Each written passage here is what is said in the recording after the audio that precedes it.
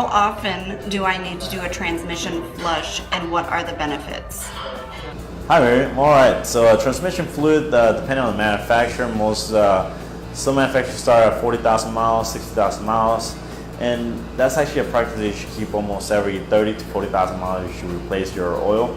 Now, if you have not replaced it on most vehicles, especially Ford and Chevys, and actually Dodge, but it's very rare on Dodge that happens.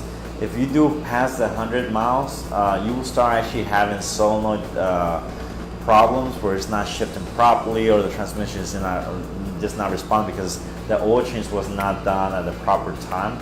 So if it's due at 60,000 miles, your first one, make sure to get it done, and then do it almost every 30 to 40,000 miles, just because that's going to keep low friction in the transmission, since it's running on nothing but pure friction because of the torque that is being converted. So definitely every 30,000 miles, if you've been maintaining the vehicle well. If you have if you have a Ford, most of them, if you have not done a oil change around the 120, 140, I highly suggest not do an oil change. Just leave it as is. Unfortunately, because you have more problems in the life of that transmission if it hasn't given you problems already.